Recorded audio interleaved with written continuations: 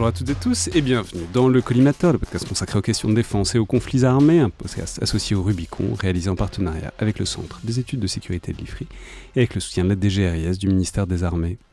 Je suis Alexandre Jublin et aujourd'hui, pour parler de la pratique et des relais du pouvoir dans la Russie de Vladimir Poutine, j'ai le plaisir de recevoir Victor Violier, chercheur politique comparé, sociologie militaire et des institutions à l'IRSEM, l'Institut de recherche stratégique de l'école militaire, chercheur associé à l'ISP, spécialiste notamment des cadres politiques et militaires russes. Donc merci beaucoup d'être là et bienvenue à nouveau dans le Collimateur. Bonjour, merci de m'accueillir. Alors je peux rappeler que vous étiez déjà venu à ce micro il y a un peu plus de 2 ans, déjà pour parler des relais du pouvoir poutinien et des limites de ce pouvoir, mais c'était évidemment dans un contexte un peu particulier, puisque c'était l'immédiat après-coup de la rébellion de Yevgeny Prigojine, où bien sûr c'était l'occasion de parler du positionnement des élites russes, dans ce qui a quand même été un événement relativement révélateur pour l'architecture du pouvoir de Vladimir Poutine, sur lequel on reviendra. Mais évidemment, ça a polarisé à ce moment-là beaucoup de notre discussion. Je crois en plus que c'était avant sa malheureuse mais prévisible mésaventure aéronautique ultérieure.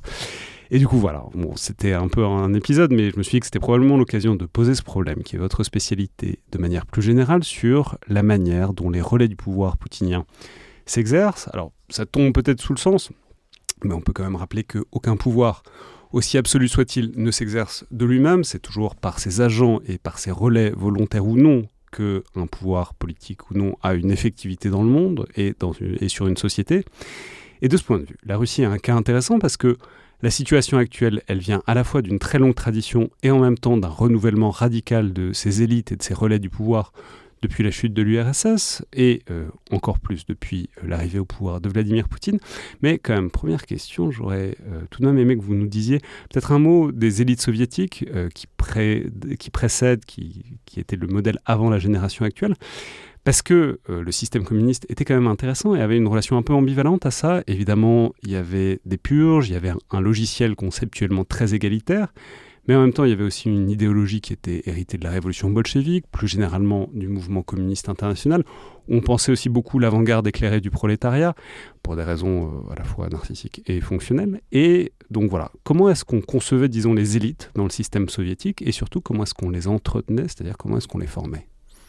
Alors, tout d'abord, effectivement, on peut reprendre la distinction que fait Max Weber entre le pouvoir et la domination. Comme vous l'avez dit justement, à savoir que le pouvoir se caractérise par la capacité à obtenir l'obéissance, mais la domination, ce qui distingue la domination du pouvoir, c'est que c'est un pouvoir légitimé, c'est-à-dire consenti par les dominés. Et effectivement, pour le pouvoir politique, tout l'enjeu, c'est de construire cette légitimité et d'assurer finalement sa capacité à faire exécuter ses décisions, tout en les rendant légitimes et donc consenties par la société. Et donc en ce qui concerne l'Union soviétique, on peut partir du début finalement, à savoir de la Révolution, lorsque le pouvoir bolchevique émerge, il doit d'abord composer avec l'ancienne élite impériale. Ce sont donc les intellectuels ou spécialistes bourgeois, parce qu'au départ, en fait, il ne peut pas faire autrement. Il a besoin de ces spécialistes bourgeois, seulement assez rapidement, il va falloir penser à les remplacer pour porter au poste clé des hommes loyaux, parce que ces spécialistes bourgeois, eux, ils sont réputés suspects, donc le pouvoir va chercher à s'en débarrasser. Et donc c'est ce qui fait partie de ce que Marc Ferro appelle l'institutionnalisation du bolchevisme. Et donc, pour ce faire, le pouvoir en Union soviétique va fonder un système de formation des cadres, avec notamment un réseau des écoles du parti. Donc, les écoles du parti, c'est un réseau d'institutions de formation pour former les serviteurs de l'État et du parti, qui vont travailler donc soit dans les organisations du parti, soit dans l'administration de l'État, soit également dans les médias. Donc ce système, il émerge progressivement donc, au début de l'Union soviétique et il y a, disons, une étape majeure après la Seconde Guerre mondiale, puisque après la Seconde Guerre mondiale, d'abord, ce que les Russes appellent la Grande Guerre patriotique a été certes victorieuse, mais elle a été très coûteuse en hommes et en matériel pour l'URSS. Et puis avant cela, il y a eu les grandes purges, dont on reparlera peut-être, de la fin des années 30. Et donc il y a un déficit de cadres de cadres moyens, de cadres de haut niveau, mais aussi de cadres, je dirais, inférieurs, dans l'administration de l'État et du parti. Et donc, pour ce faire, le pouvoir va créer l'Académie des sciences sociales près le comité central du Parti communiste de l'Union soviétique, en 1946. Et cette académie, c'est en quelque sorte la tête de pont du dispositif qui existait, qui va venir coiffer le dispositif, le réseau des écoles du parti, et qui vise à accueillir, en troisième cycle, les meilleurs éléments des différentes écoles du parti dans toute l'Union soviétique. Et donc, quand on va à l'Académie des sciences sociales à Moscou, c'est pour faire donc une thèse de troisième cycle, et on est considéré comme un des meilleurs éléments donc de ce réseau. C'est amusant, je ne sais pas si c'est anecdotique ou pas, l'idée que les sciences sociales soient voilà un pays où les sciences sociales seront au summum de la formation des élites, ce qui n'est pas si commun, par exemple en Occident, à la même époque. Alors c'est vrai, alors déjà on c'est... On entend peut-être pas exactement ça par sciences sociales en fait, c'est URSS. ça, c'est Akademia Общественных наук, donc ce sont les sciences, on pourrait dire, de la société. Et puis effectivement, sans forcément développer ici, disons que les sciences sociales en Union soviétique, en fait, elles sont assez limitées, dans la mesure où elles ne peuvent pas remettre en cause le marxisme-léninisme et un certain nombre de lois, en fait, du marxisme-léninisme. Et donc en fait, c'est une ingénierie du social assez, à la fois très pratique et assez limitée en fait dans sa capacité à penser les problèmes de la société soviétique. D'ailleurs, c'est ce qui posera un problème tout au long de l'histoire de l'Union soviétique, puisque en fait, j'étais assez étonné de voir qu'on trouve beaucoup de complaintes des dirigeants soviétiques sur le niveau des cadres et sur leur niveau concernant la connaissance et en fait la méconnaissance du fonctionnement réel de l'économie et de la société soviétique. Parce qu'en fait, voilà, on se heurte à un moment donné à ce dogme et à cette incapacité, en quelque sorte, de faire ce que les sciences sociales aspirent à faire dans tout autre type de société. Pour finir peut-être sur ce dispositif, donc, il est complété dans les années 1970 par l'Académie de l'économie nationale, donc, qui, elle, vise justement à corriger ce défaut de formation en économie des cadres. Et cette académie de l'économie nationale, elle a servi à former donc notamment les hauts fonctionnaires des ministères sectoriels, des ministères, des cadres en fait en économie, les directeurs généraux des entreprises, etc. Et elle vient donc, je dirais, parfaire ce dispositif institutionnel. Puisqu'elle complète en quelque sorte l'Académie des sciences sociales qui, elle, était plus une académie, disons, de gestion. Et c'est intéressant parce que du coup, ça fait, donc dans un système théoriquement égalitaire, etc., ça fait ce qu'on a appelé la nomenclatura, quoi. C'est-à-dire, c'est une espèce de corps. Il y a tout un truc que j'ai appris en lisant un peu pour préparer cette émission, l'idée qu'il y a un parallèle entre, en Occident, l'establishment qui est à l'Est la nomenclatura, c'est-à-dire une espèce de corps plus ou moins homogène, d'élite vouée à diriger le pays, les secteurs, avec l'idée que même dans un pays communiste, on prête quand même très attention à cette espèce de vivier de dirigeants, avec l'idée qu'il faut les former avec plus ou moins de succès. Enfin bon, c'est quand même un souci, y compris stalinien, fort, d'avoir un personnel d'encadrement très compétent, quoi.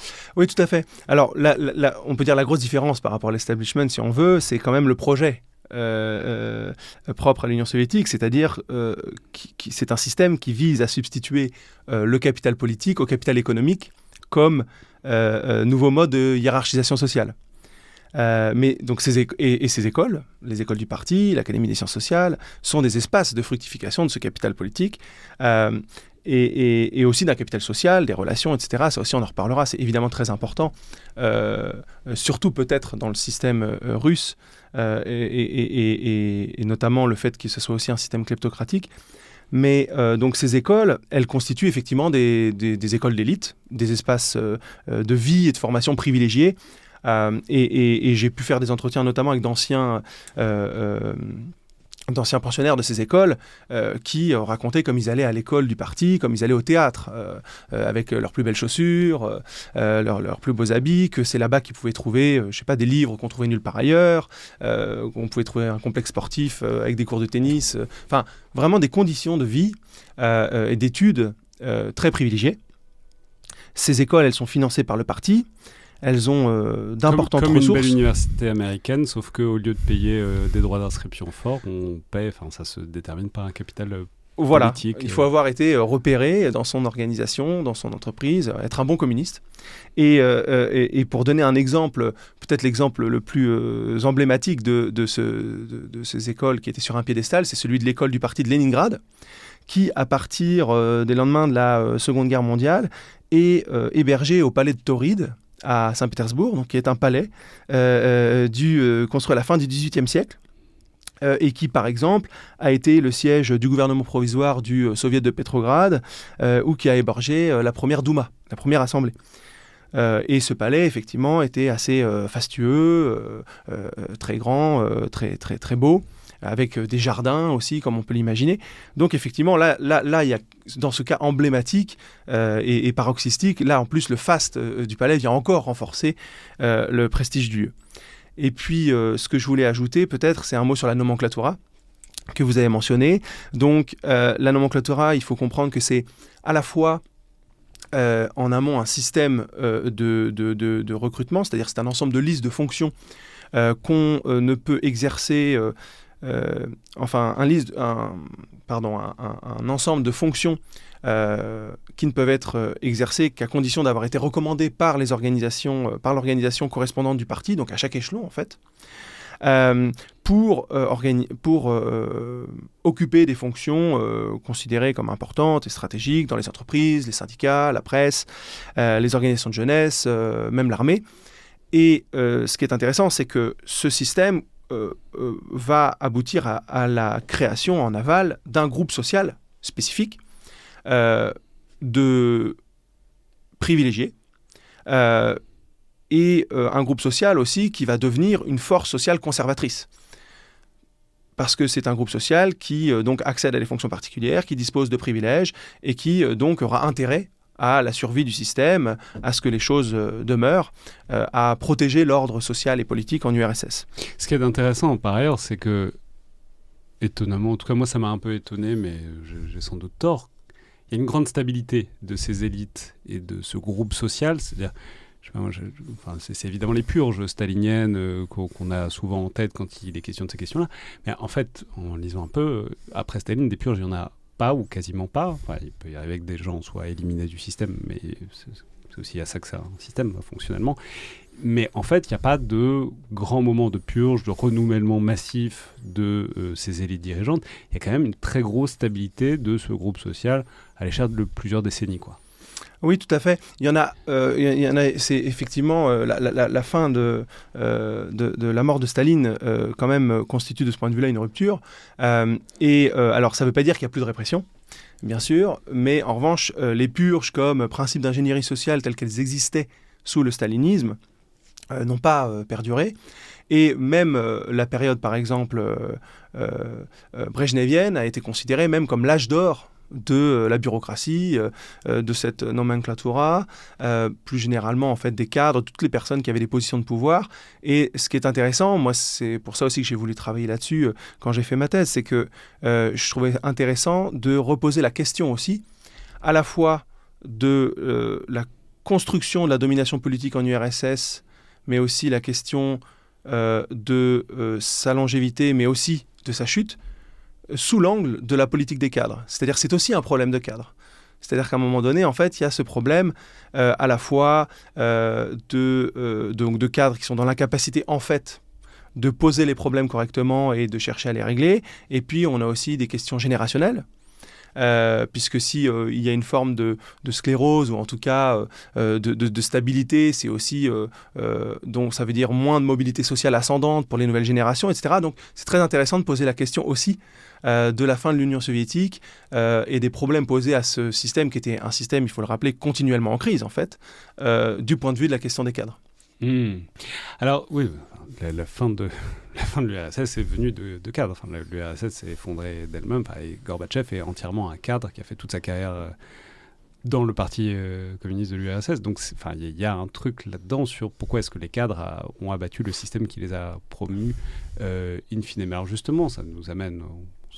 C'est toujours plaisant de faire un détour par l'histoire soviétique, mais ça nous amène quand même à ce nouveau modèle, à ce nouveau paradigme à partir de l'effondrement de l'URSS, donc au cours des années 90, et le renouvellement massif des cadres dirigeants, qui sont plus les mêmes élites, qui sont des élites qui deviennent très économiques, avec l'âge d'or d'une kleptocratie quand même décomplexée, avec tous ces oligarques qui se fondent, qui se taillent des parts du lion dans le patrimoine national à cette époque-là.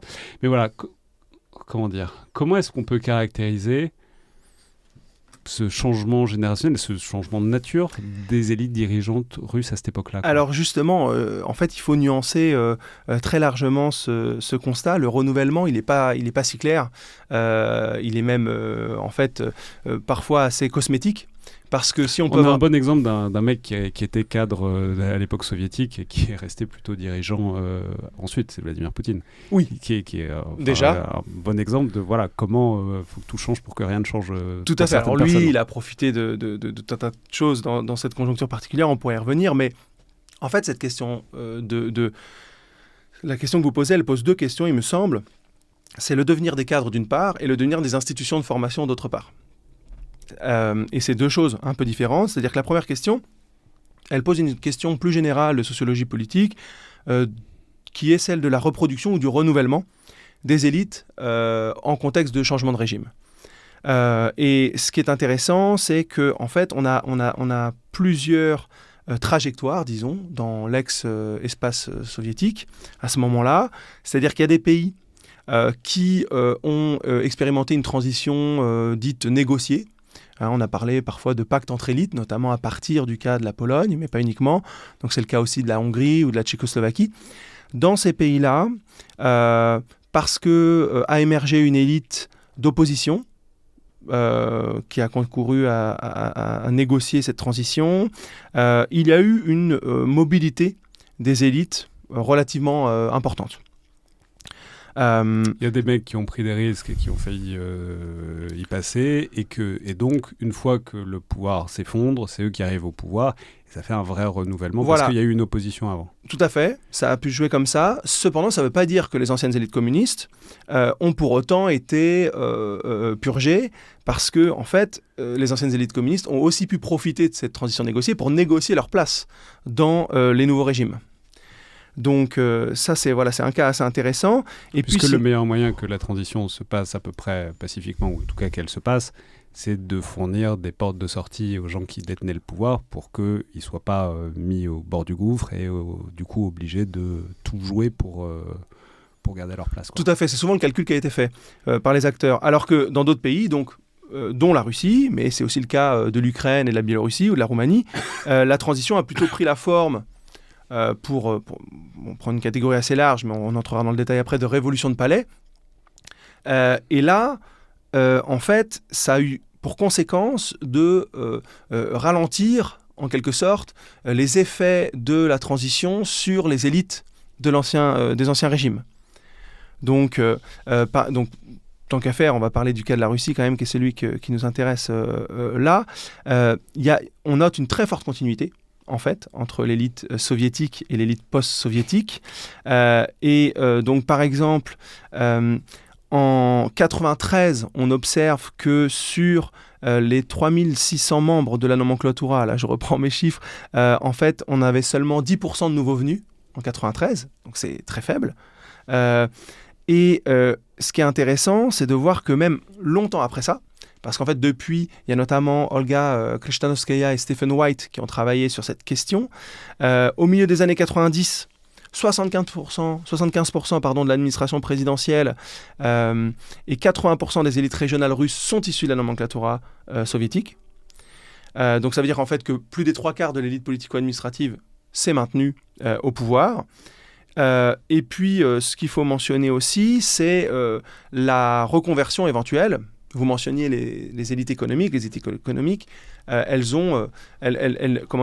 n'émergent pas non plus de nulle part, et ça peut être aussi des effets de reconversion de capitaux d'anciennes élites politiques et administratives qui se sont lancées dans les affaires.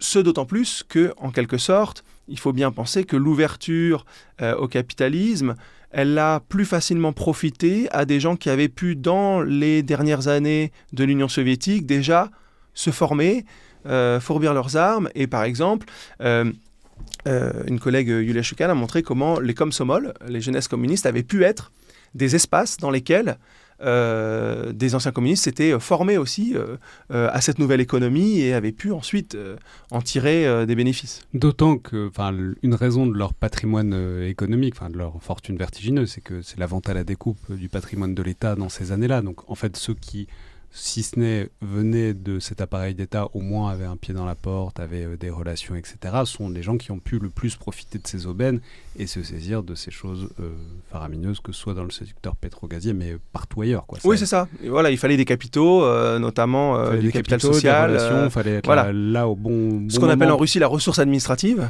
qui est aussi très important dans ces cas-là.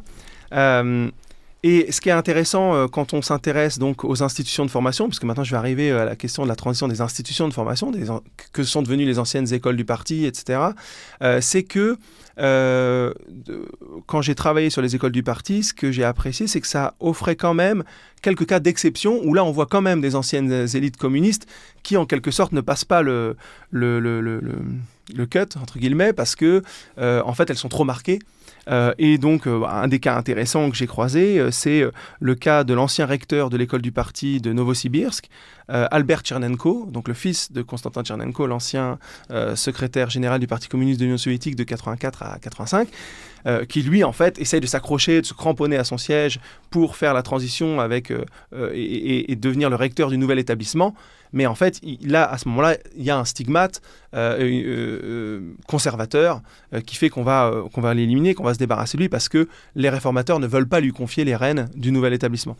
Mais ce sont des cas assez rares et exceptionnels. Éliminer, débarrasser de lui, c'est pas un euphémisme. C'est un euphémisme. Oui, tout à fait. Il n'y a rien de sordide à ce moment-là. C'est juste, il y a un moment où il faut y aller, monsieur, parce que voilà. Quoi, mais en plus, lui, forcément, étant le fils de l'ancien secrétaire général du PCUS, changer de nom en plus. Lui, il est vraiment, je veux dire, l'incarnation du népotisme, etc. Et après, il va quand même terminer sa carrière à l'université en tant que chercheur. Bon, il ne sera pas non plus. Pas de souci pour lui. Il y a une perte de statut, mais il devait avoir une dacha quelque part. Il y a une perte de statut, mais il n'est pas. Non, effectivement, il est certainement pas liquidé. Voilà. Du coup, là, ils produisent des cadres, ils produisent des gens qui sont formés sur un cursus un peu mouvant, etc., etc. Mais en quelque sorte, donc au sommet, ça a changé, ça se renouvelle progressivement dans les années 90. Et comment dire, est-ce qu'on voit, on voit pas de changement massif de générationnel avec une nouvelle, parce que c'est l'image qu'on a souvent pour Vladimir Poutine. On parle de Saint-Pétersbourg, donc Poutine, je peux rappeler qu'il a quand même fait ses armes sous Anatoly Sobchak, donc le premier maire démocratiquement élu de Saint-Pétersbourg, et il y a l'image qui a été qui a propagé un peu partout, notamment par le livre de Giuliano De Empoli, le maître du Kremlin, sur l'idée que c'était la période des jeunes Turcs, enfin des jeunes Russes du coup, à Saint-Pétersbourg, qui est une nouvelle élite qui arrive, qui se saisit de tous les leviers du pouvoir et qui fait main basse sur, en tout cas, ce pouvoir administratif à cette époque-là, qui à l'échelle de Saint-Pétersbourg, puis ensuite à l'échelle de la Russie. Est-ce que c'est quelque chose qu'on voit déjà un peu partout en Russie, ou est-ce que c'est vraiment l'exception plutôt que la règle, cette espèce de une génération qui arrive et qui se met à rafler tout, quoi?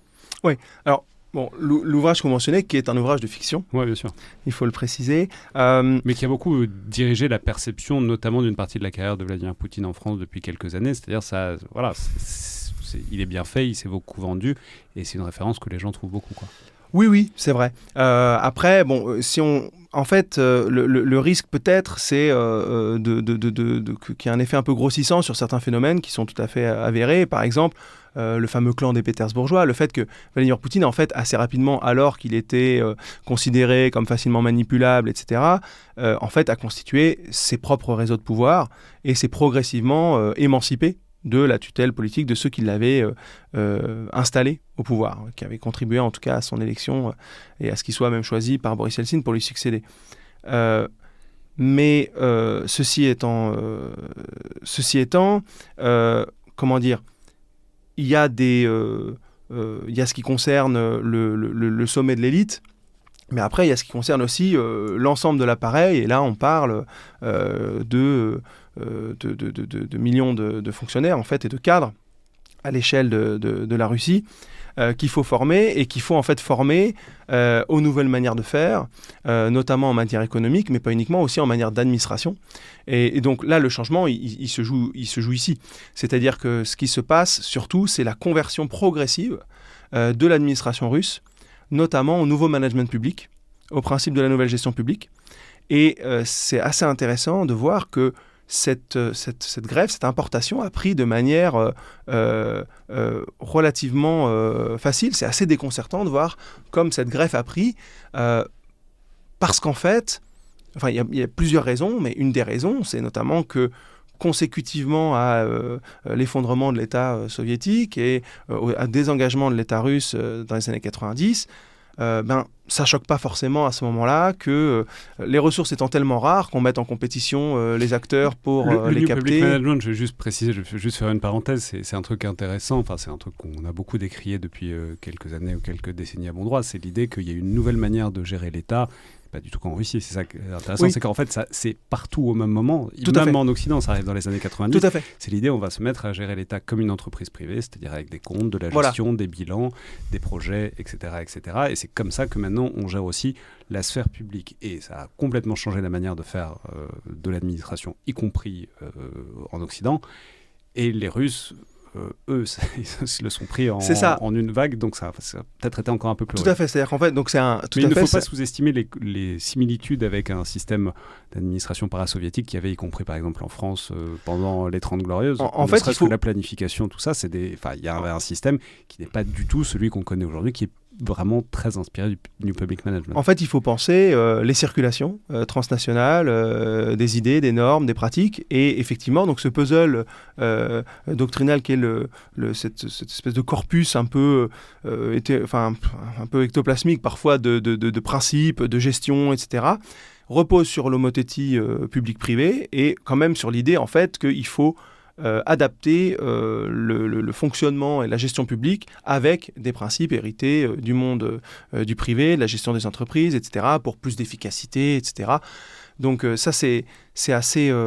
effectivement, c'est un mouvement en fait, international et c'est intéressant de voir comment ça a pris en Russie, les formes que ça a pris, et aussi de voir que, comme dans d'autres, d'ailleurs, configurations politiques, en Russie, le New Public Management s'est parfaitement accommodé des pratiques autoritaires du pouvoir, les a servis et a contribué en fait à venir légitimer la domination politique de l'équipe au pouvoir dans un contexte où en fait, sur certains aspects, ça rejouait une partition déjà connue des rapports entre l'État et l'administration, et sur d'autres aspects, finalement, c'était de toute façon mieux que ce qui s'était passé pendant les années 90, et c'était la promesse aussi d'une modernisation au service des administrés, qui ensuite n'a pas forcément, toujours tenu ses promesses.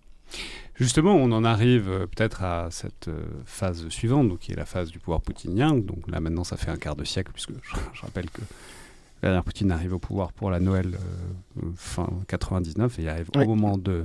C'est le bug de l'an 2000. Arrive donc... Il ne faut pas exagérer, c'est quand même quelque chose de très progressif. C'est la mise en place d'un pouvoir de plus en plus personnel, de plus en plus concentré, de plus en plus autoritaire, etc. etc. Mais voilà, est-ce qu'on peut dire quand même comment est-ce que ce pouvoir et cette gestion des cadres, comment les cadres se mettent de plus en plus à servir un pouvoir de plus en plus personnalisé, mine de rien, à l'échelle de quelques décennies, parce que c'est pas parti de là. Non, alors effectivement, tout à l'heure j'ai parlé donc de l'abandon par l'État de l'ancien dispositif institutionnel de formation des cadres, comme de nombreux services publics, mais il y a aussi ensuite il y a le retour de l'État.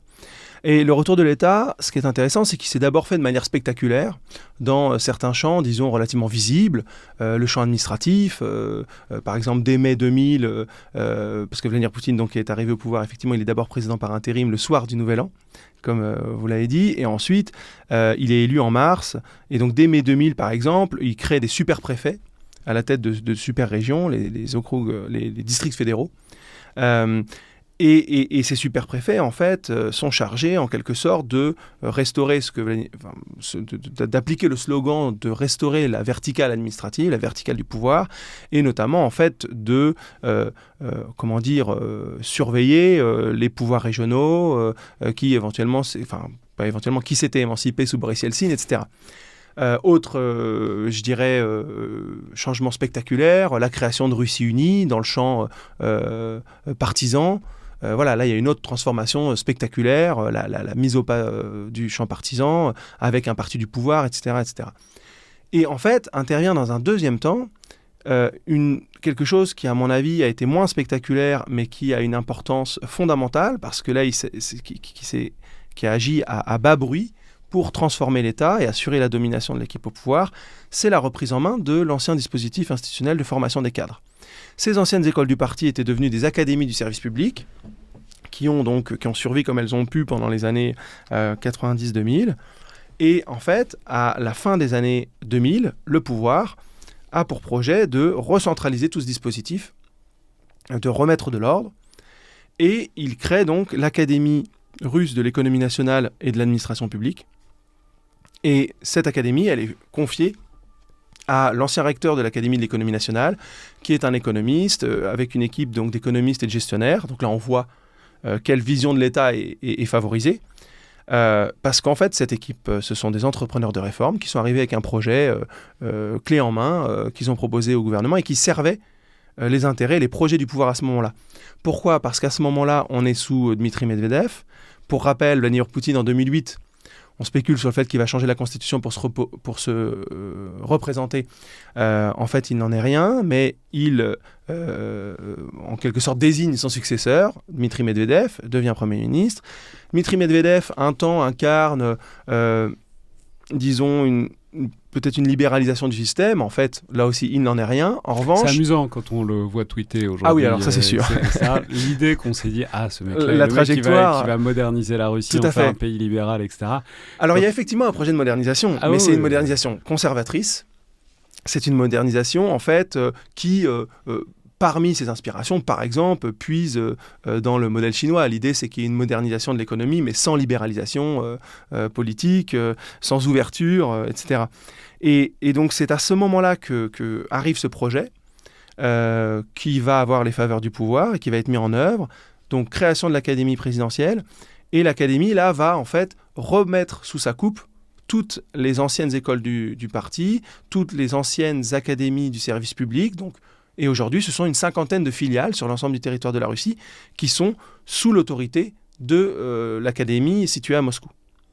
Et donc là, ça a créé en fait un gigantesque établissement sur l'ensemble de la fédération et qui forme plus de 200 000 cadres chaque année. Oui, on a envie de dire c'est un peu l'ENA russe, mais en fait, c'est pas du tout les proportions. Quoi. C'est ça. C'est pas une micro-élite administrative. En fait, il y a l'ENA dedans. Il y a aussi ça, mais c'est en fait un chapeau pour tout le personnel d'État russe. Tout à fait. Quoi. Par exemple, il y a des programmes qu'on appelle l'école des gouverneurs. Donc, je vais peut-être après parler aussi des réserves de cadres, parce que c'est assez intéressant.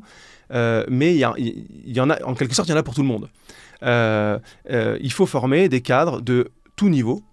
Donc, c'est à la fois l'ENA, mais on pourrait dire c'est comme si on avait réuni l'ENA, les IRA, des écoles de commerce, aussi peut-être certaines universités, parce qu'en fait, c'est pareil, il y a une grande variété de cursus, et on ne forme pas que des cadres pour le service public, on forme des cadres aussi pour l'économie, etc. Donc c'est vraiment l'idée de renouveler la politique des cadres, en fait.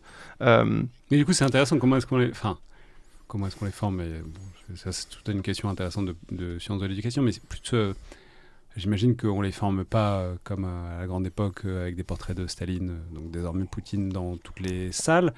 Est-ce qu'on les forme selon quelle idéologie est-ce qu'on les forme, et est-ce qu'on les forme selon une pratique du pouvoir, parce que le trait personnel tel qu'elle est devenue dans la Russie actuelle, ou est-ce que c'est plus générique que ça et moins marqué, quoi? Alors, ça dépend qui, je dirais, mais pour la globalité, on les forme, donc les curricula sont très inspirés notamment donc, des principes de la nouvelle gestion publique, etc. Ce qui est intéressant, c'est qu'il y a aussi des programmes, par exemple, de lutte contre la corruption, etc. Donc ça sert vraiment à illustrer et concrétiser la modernisation de l'État. Ensuite, la question des effets, elle est beaucoup plus complexe, mais en quelque sorte, c'est du point de vue des cursus, des enseignements, etc., cette académie, elle est arrimée à l'enseignement supérieur international. Et d'ailleurs, elle avait développé des partenariats, qui évidemment se sont arrêtés depuis, mais avec les grandes écoles à l'international, y compris en France, etc. Par contre, ce qui est intéressant, c'est qu'elle sert, par exemple, du point de vue des réserves de cadres. Donc ça a été créé à la fin des années 2010, mis en œuvre à la fin des années 2010. Les réserves de cadres, là, ça rappelle le principe de la nomenclatura, sert là à créer une relève en fait générationnelle, à identifier en fait des candidats. Pareil, il y a différents niveaux, tout comme la nomenclatura. Et l'idée là, c'est de former en fait une nouvelle génération de cadres loyaux. Et ce d'autant plus qu'ils auront été, qu'ils auront connu une mobilité sociale ascendante grâce au régime, grâce à l'académie, et donc ils seront d'autant plus loyaux qu'ils devront leur position au régime. Donc en gros, on fait des listes de gens, si possible, d'extraction un peu modeste et qu'on a fait monter... Alors pas que, hein, mais... Ouais, mais qu'on a contre-tamponné académiquement pour devenir des futurs cadres dirigeants, soit... des administrations d'État, soit des administrations, soit des entreprises. Oui, des dirigeants des entreprises, tout à fait. Donc une espèce d'élite du pouvoir russe et par ailleurs fidèle à une architecture de pouvoir poutinien. Quoi. C'est ça. Certains auteurs russes ont parlé de néonomenclatura. Donc Dmitri Medvedev lui-même, en fait, quand il a exposé le principe des réserves de cadres, ce que je disais fin 2010, en fait, elles sont dans la loi. Il y a 2 lois fédérales dès 2003-2004, mais elles entrent progressivement en œuvre à la fin des années 2010, et quand il les présente, Dmitri Medvedev fait lui-même référence à la nomenclatura. Et l'idée, effectivement, c'est de former une noblesse d'État poutinienne. Et dans ce cadre-là, l'académie que j'ai mentionné précédemment joue un rôle fondamental, parce qu'en fait, elle est le lieu, le creuset, dans lequel on va façonner l'identité collective de ce groupe, dans lequel on va créer aussi une solidarité, en fait, un esprit de corps, c'est-à-dire des manières de penser, de voir le monde partagé, mais aussi une connivence, et donc, en fait, de recréer un groupe social. C'est à ça que servent les écoles. Hein. Conservateur, oui, bien sûr. Les écoles, c'est pour distribuer de l'enseignement, mais on peut distribuer de l'enseignement comme on veut. L'idée, c'est de faire des groupes. C'est tout à fait le concept d'école du pouvoir qu'on trouve par exemple chez Pierre Bourdieu, tout à fait.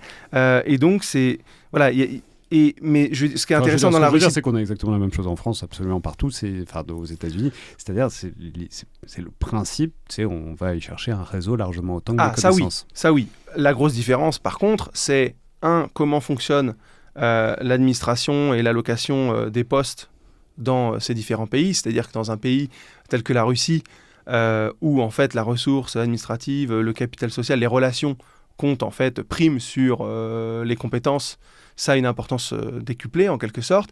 Et puis ensuite, la question qui se pose aussi, c'est qui servent ces cadres.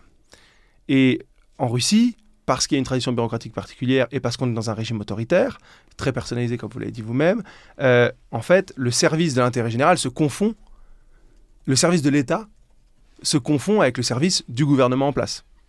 Et ça, c'est pareil. Je veux dire, c'est quelque chose que j'ai entendu systématiquement lorsque j'ai fait mon enquête aussi à l'Académie présidentielle, auprès des enseignants, des administrateurs, des dirigeants de cette académie. On sert l'équipe au pouvoir, on sert le gouvernement. On ne sert pas l'intérêt général.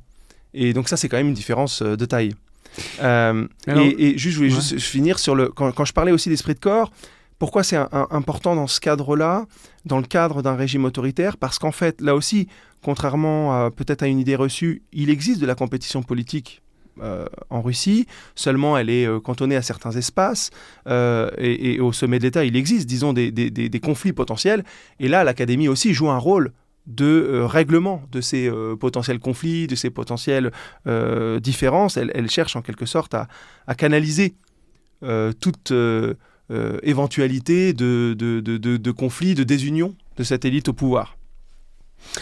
Alors, évidemment, ensuite, il faut arriver au grand événement qui a désorganisé, réorganisé, polarisé en tout cas le pouvoir en Russie. C'est évidemment la guerre, l'opération militaire spéciale en 2022. Et parce que ça a été le test, le révélateur. Donc là, il y a eu 2 décennies globalement à mettre en place, enfin, même plus, mais remettre en place un système d'allégeance, de loyauté, de formation des cadres qui ensuite se diffuse dans toute la société, aussi dans l'armée par ailleurs, mais voilà, autour du pouvoir poutinien. Et là, il y a eu le gros plantage de 2022, qui du coup a été l'épreuve du feu pour cette architecture du pouvoir, forcément, avec... alors ça a été très désorganisé, mais je veux dire, il y a eu des gens qui se sont barrés à l'étranger, des gens qui sont restés, des gens qui ont parlé, des gens... Bon, bref, il s'est passé plein de choses pour cette élite russe. Voilà, peut-être première... voilà. Comment est-ce que ça a frappé cette élite et comment elle s'est repolarisée, réorganisée à ce moment de l'opération triomphale qui en fait n'était pas tant un triomphe que ça, quoi. Alors, il s'est passé beaucoup de choses, effectivement. D'abord, jusqu'à la guerre, on observait dans les années 2010 donc la promotion d'un nouveau type de profil de cadre, qui étaient des profils plutôt, disons, technocratiques, des managers. Donc ça se voyait par exemple dans la nomination des gouverneurs. On cherchait des profils souvent donc, relativement jeunes, sans expérience politique préalable, donc sans capital politique aussi. Souvent étrangers à la région où ils étaient nommés. Donc ça veut dire pas d'allégeance, pas d'appartenance à d'éventuels clans, etc. Et la guerre est venue mettre un peu un coup d'arrêt à ce mouvement-là, qui était donc inspiré, comme je l'ai dit tout à l'heure, de la nouvelle gestion publique, etc.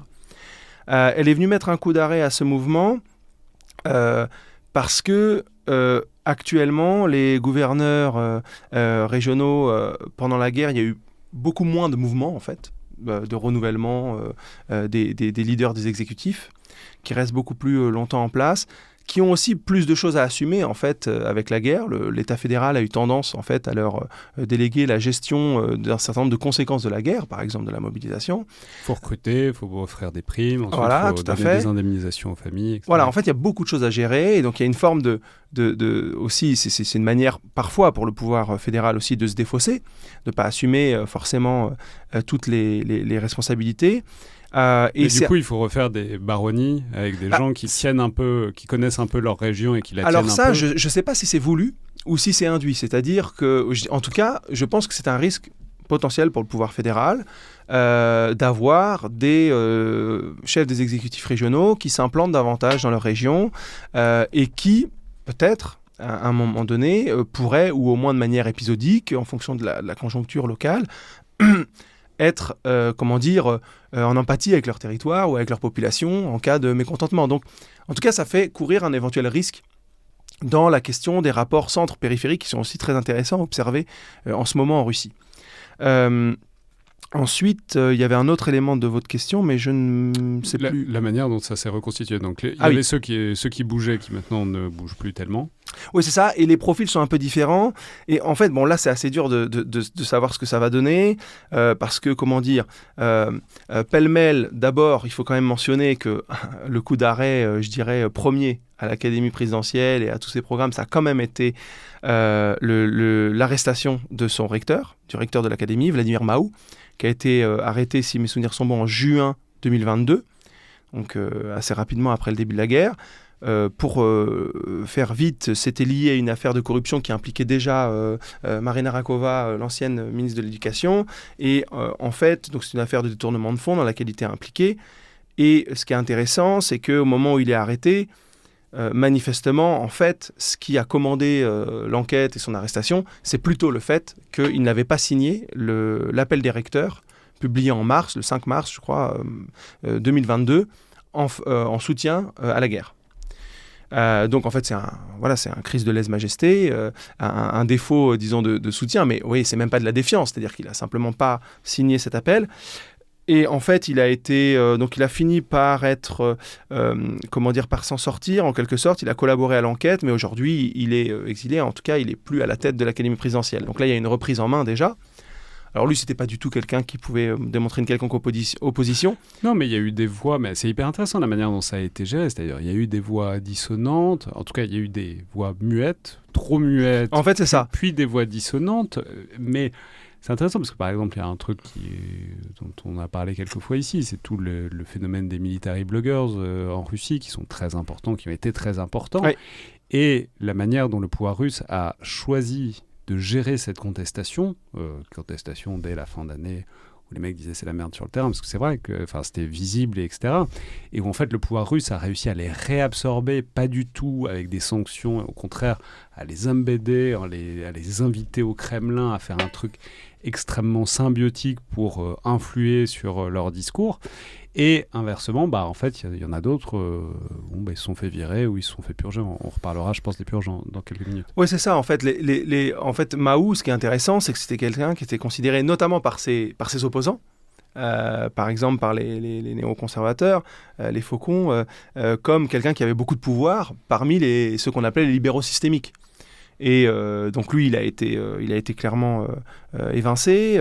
Et de la même manière, il y a eu des silences. Disons par exemple, quelqu'un comme Kudrin ou German Greff, qui est à la tête de la Sberbank, qui étaient des personnages qui pouvaient exprimer des voix parfois dissonantes, en général, au prétexte de défendre l'état de l'économie russe.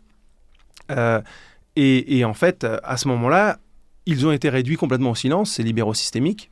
Libéraux systémiques, ça veut dire un peu libéralisé, mais toujours dans le système. Oui, libéraux systémiques, ça veut dire les libéraux, néanmoins favorables au système. Donc c'est pas des libéraux au sens comme on peut l'entendre peut-être nous, mais disons c'était une fraction de l'élite qui était plutôt favorable au maintien de bonnes relations avec l'Occident, et qui était peut-être plus ouvert sur un certain nombre de sujets.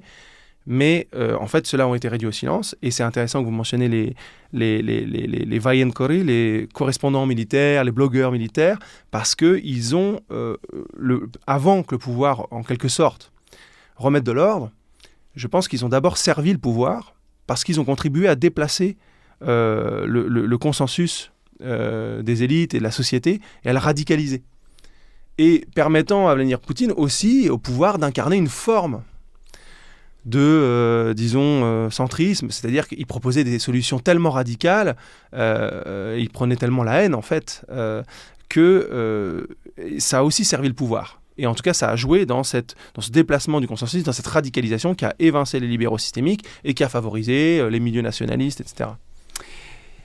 Alors, c'est intéressant parce qu'ensuite, il y a un moment dont on a déjà parlé, mais qui est évidemment marquant, c'est il y a un peu plus de 2 ans, donc en juin 2023, c'est la rébellion de Prigojine, cette marche sur Moscou arrêtée, puis suivie par un malheureux accident prévisible.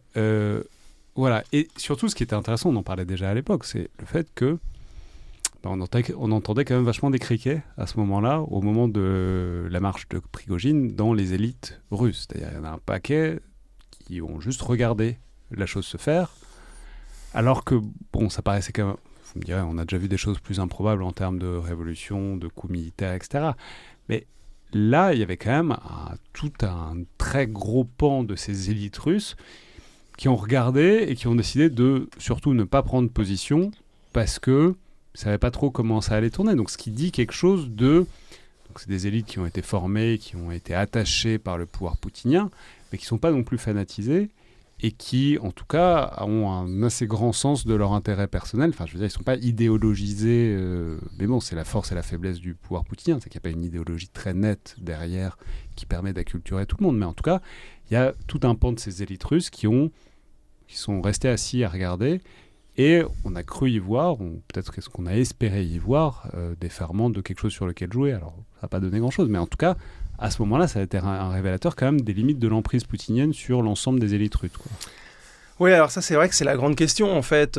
Quel est, l'état de la solidarité de cette élite? Quelle est la solidité de ce bloc élitaire? Quelle est l'homogénéité aussi de ce bloc élitaire? C'est très difficile. À certains égards, la guerre a pu renforcer cette solidarité. Par exemple... les sanctions peuvent avoir cet effet quand elles rendent finalement collectivement responsable toute une partie de l'élite, et puis une fois qu'elles n'ont pas fait défection, elles sont aussi jugées responsables de la guerre. Ça, c'était le grand dilemme en Occident, c'était est-ce qu'on sanctionne les oligarques alors que potentiellement, c'est les gens qui pourraient amener à un changement politique parce que c'est les gens les mieux implantés. Oui, c'est ça. Les sanctions auraient pu entamer cette solidarité. Est-ce que c'est productif, contre-productif? En même temps, il faut bien faire quelque chose. Ils sont certainement solidaires du pouvoir poutinien. Ça a été une partie du dilemme occidental à ce moment-là, quoi. En plus de ça, la guerre peut aussi charrier de nouvelles opportunités d'enrichissement parce qu'il y a de nouvelles mannes financières et que c'est un système kleptocratique. Donc, suivant les positions que vous occupez, vous pouvez bénéficier des nouvelles mannes qui sont développées, qui sont débloquées. On l'a vu, on pourra y revenir, mais par exemple dans le cas de la défense de la région de Koursk, il y a manifestement de l'argent qui s'est perdu en route à plusieurs endroits. Ensuite, ce qui s'est joué, c'est que cette élite, elle a été... Prigojine a probablement imaginé qu'il serait rejoint, suivi, accompagné. Ça n'a pas été le cas. Parce que quand même, finalement, la réponse était aussi dans votre question, à savoir que cette élite, elle continue à faire le calcul des risques et des bénéfices de son attitude, de son soutien à la guerre et au pouvoir. Et en fait, tant que les risques de défection demeurent plus importants que les rétributions de la loyauté, elle n'a pas intérêt à faire défection. Mais alors là où c'est intéressant, c'est que Prigojine, c'était censé être un peu un règlement de compte dans les élites, donc il se plaignait beaucoup de Shoigu, etc. Il dénonçait la corruption, ce qui est vrai. Après, c'est toujours marrant de voir Prigojine se plaindre de la corruption, mais c'est factuellement vrai, et c'est pour ça qu'il y avait aussi un écho à l'intérieur de Wagner. Et là où c'est intéressant, c'est que c'est le point de départ de purges. Il y a des purges en ce moment en Russie. Il y en a eu par plusieurs vagues, donc il y a eu Prigojine, etc. Mais ensuite, il y a eu Shoigu qui s'est fait vider au printemps 2024. Avec lui, en fait, il y a aussi un paquet de généraux qui se sont fait vider, arrêtés pour corruption, etc. Ce qui, encore une fois, est vrai. C'est très facile d'arrêter quelqu'un pour corruption en Russie, parce que tout le monde est corrompu dans une certaine mesure. Ce qui est aussi une manière de s'assurer un pouvoir sur ces gens-là. Mais donc, il y a une pratique... Et dont on disait, c'est là que c'est intéressant, c'est que c'est la fin d'une parenthèse, mais une parenthèse très longue, quoi. Il n'y avait pas tellement de purges en Russie depuis quand même très très longtemps. Et là, le pouvoir poutinien revient à une pratique, disons, stalinienne, dans une certaine mesure. En tout cas, se repose la question, effectivement, des purges comme instrument de gestion à la fois de l'appareil d'État, mais aussi plus largement, effectivement, des élites et de leur comportement. Donc, on l'a vu, effectivement, ce qui est intéressant dans le cas de Shoigu, en fait, c'est qu'on peut y voir, en fait, le ricochet ou la queue de comète en quelque sorte de Prigojine, parce que certes lui a fait les frais. Il a quand même bien attendu pour pas avoir l'impression, qu'on donnait l'impression de faire ce que Prigojine disait. Mais le fait est que et en plus c'est pas seulement Shoigu qui a été remplacé donc par Belousov, mais qui est réputé en tout cas meilleur gestionnaire pour gérer les nouveaux budgets. Mais Shoigu, effectivement, en fait c'est tout le clan Shoigu au sein du ministère de la Défense qui a été purgé. Et effectivement, à chaque fois, ce qui est utilisé, ce sont des cas criminels de corruption. Depuis, je me souviens plus exactement du chiffre, mais je crois que c'était autour de 125 affaires criminelles en 2024 concernant des hauts responsables. Il y a eu plus d'une centaine d'arrestations de hauts fonctionnaires ou de hauts gradés pour ce qui concerne l'armée et le ministère de la Défense. Donc c'est en tout cas de plus en plus utilisé et investi par le pouvoir. Et tout ça, peut-être que pour faire le lien avec la question précédente quand même, tout ça est à mon avis en lien avec quand même cette guerre qui dure, qui peine à apporter les résultats en tout cas escomptés et claironnés, et une forme quand même de lassitude et d'impatience d'une partie des élites. Ça, c'est intéressant. C'est toujours très dur à évaluer, mais on guette quand même ces signaux-là. Et par exemple, il y avait un article de Medusa, qui est un journal que j'invite à consulter en ligne d'opposition, qui en janvier 2025 faisait état d'un état d'esprit dans une partie de l'élite, donc de cette impatience, de cette déception d'une partie des élites, de voir la guerre s'éterniser, de voir l'état de l'économie qui devient un point de tension dans cette élite. Parce que ça, on peut dire, c'est quand même un truc très intéressant, c'est que ça a quand même été le trade-off poutinien depuis 25 ans, c'est l'idée d'un rognage progressif des libertés individuelles et collectives, etc., contre une sorte de prospérité économique, et c'est particulièrement le cas avec les élites. Ces élites mondialisées qui voyagent, qui mènent des vies de luxe, etc., et qui, parce qu'elles s'enrichissent, en échange de d'abord repayer un peu vraisemblablement au pouvoir poutinien, et puis plus généralement d'être fidèles. Là, alors, il y a eu des aubaines différentes, il y a eu des mannes qui se sont ouvertes dans le secteur de la défense pour des gens un peu différents, mais le fait est qu'il y a un paquet de ces élites-là qui ont fait leur beurre avant la guerre, pour qui les opportunités économiques se referment quand même ça, tout le monde n'en profite pas. Bah voilà. Et puis par exemple... Et donc eux, est-ce qu'ils sont susceptibles de se lasser, susceptibles, voilà, évidemment que le pouvoir tient encore et qu'il y a toujours cette terreur, mais bon... C'est une très bonne question, parce que par exemple, quand on parle de l'état de l'économie, et par exemple des entreprises en Russie, pendant un temps, il y a pu avoir une embellie aussi parce que, par exemple, un certain nombre d'entreprises ont fait main basse, ont cannibalisé les actifs des entreprises étrangères qui avaient dû partir. Mais ça, c'est pas une manne éternelle. Donc il y a des effets comme ça quand même qui jouent et qui pèsent. Voilà, il y a ceux qui profitent et qui s'enrichissent, mais ça n'est pas le cas de tout le monde, ça n'est pas le cas de tous les acteurs économiques. Et là, par exemple, je lisais avant de venir que justement German Gref mettait en garde contre une possible récession dans les mois à venir en Russie. Il y a le problème des taux directeurs qui sont très élevés. Donc c'est sous ce prisme-là, en tout cas, que se pose quand même la question du contrat social dont vous parliez, du contrat aussi passé donc entre l'élite, les élites et l'équipe au pouvoir, et qui peut poser la question quand même de la solidarité du bloc élitaire face à la guerre. Mais après se pose la question de la capacité du pouvoir poutinien à maintenir la terreur, ce qui n'était pas son mode, rappelons-le, donc de fonctionnement privilégié. C'était le mode de c'était beaucoup plus la carotte que le bâton à l'échelle de plusieurs décennies. Mais là, enfin, je veux dire, ouais. C'était des vannes, c'était des blagues courantes. Tous les mecs qui tombent de fenêtres, des cadres.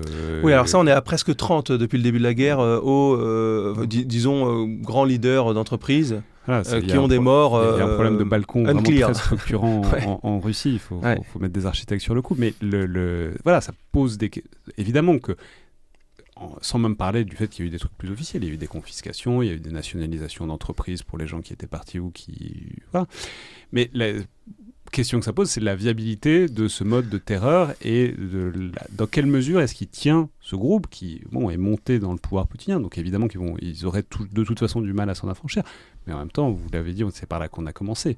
C'est toujours, quand un pouvoir change, c'est aussi des élites que ça vient et du changement de calcul des élites. Et je serais quand même plus nuancé sur le fait que la répression n'était pas privilégiée, parce que c'est quand même un mode de gestion de l'État assez généralisé et qui est même, qui fait même l'objet d'usages décentralisés de la violence par des acteurs en fait, qui ont des petites parcelles de pouvoir et qui en abusent, et qui s'érige en tenant de cette dictature de la loi promise par Vladimir Poutine, et qui en abusent tant qu'ils ont ce pouvoir, mais qui concourt quand même à un système assez général que documente notamment Gilles Favarel-Garrigue dans son dernier ouvrage, un système assez général en fait qui suscite la peur de tous, et qui permet quand même que chacun se tienne à peu près droit si on veut. Et donc voilà, je serais quand même un peu plus nuancé là-dessus. En revanche, Gilles Favarel-Garrigue, l'ouvrage, c'est la verticale de la peur. Tout à fait. La nouveauté, en tout cas, depuis la guerre, c'est ces purges qui sont plus spectaculaires. Voilà. La verticale de la peur, pardon, ordre et allégeance en Russie poutinienne, c'est-à-dire la manière dont le pouvoir s'est structuré comme ça, quoi. Voilà. Et donc voilà, donc la nouveauté, elle consiste plutôt dans ces purges qui sont plus spectaculaires. Et par ailleurs se pose la question quand même des stigmates aussi de la guerre, c'est-à-dire il y a des vétérans la guerre ça chamboule une société. Alors certes, ça la chamboule moins à l'échelle de la Russie qu'à l'échelle de l'Ukraine, mais c'est quand même quelque chose d'assez fondamental. Voilà, comment est-ce que, en quelque sorte, comment est-ce qu'on intègre ces gens qui ont fait la guerre dans les élites dirigeantes ou pas ? Parce que c'est très compliqué de ne pas les intégrer, parce que c'est des gens qui ont une légitimité au pouvoir. Enfin, la guerre est un facteur de grande légitimité dans la Russie contemporaine. Donc voilà, en quelque sorte, comment est-ce que le pouvoir poutinien gère ou pas cette catégorie de population qui revient, qui repart parfois, mais qui revient dans la société et les intègre ou pas à la structure dirigeante? Alors c'est effectivement une question qui va se poser de plus en plus au pouvoir, surtout si la guerre venait à s'arrêter même de manière temporaire. En fait, il y a plusieurs questions. Que devient le contrat social qui existe depuis 2022? Que devient la situation politique si la guerre s'arrête?